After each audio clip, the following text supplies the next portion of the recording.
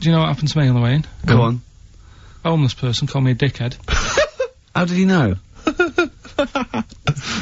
Do you know him? Is that why? He's like the local big issue fella. Oh, yeah. Yeah. And he knows me, he sees me walking up and down the street. Oh, that's how he knew you. Right. So, so normally I have a bit of a chat with him and that.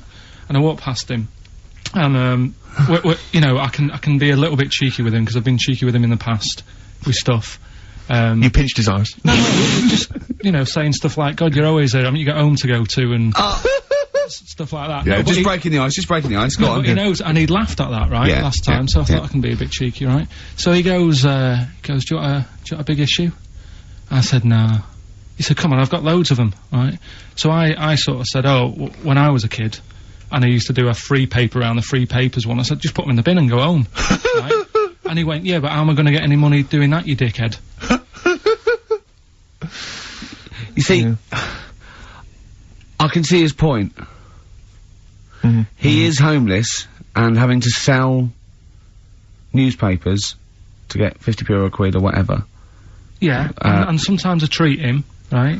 And today I didn't have any money. I had a takeaway last night, and I normally give them a quid, and I felt bad not being able to do that, because I didn't have any money on me last night. Right. I couldn't look him in the eye. Did you explain this to the homeless person, the traumas of the takeaway without the tip? Did you explain that, you know, you've had it hard as well? I go, look, you don't I had food delivered to my warm flat. Yeah. It was a nightmare. You don't know what that's like. You don't know what the trauma is, because you can't have food delivered to your flat, because you haven't got one. So please don't look at me like that. You should have said. But most people ignore him. At least I gave him a bit of acknowledgement and sort of... took the mick. Yeah. I didn't think I was just was being friendly. No, I know. You gotta be careful with the homeless, because this is true, and this is, you know when the clocks went back recently? Yeah. So you got an extra hour in bed? Yeah. And, I was at Cash Point with a friend of mine, and there was a homeless person sat by the Cash Point, and, you know, we would get some money out, and she said, spare some change, and my friend's, he's a bit awkward, he's just trying to make conversation with her, he went, oh, clocks go back? Extra hour in bed? Oh no. I gave her £2. I felt so bad. He didn't do it intentionally, he didn't realise what he'd said. Just making conversation. It's tricky making conversation with the homeless, because there's so many areas you've got to avoid, you know, what was on the telly. Yeah.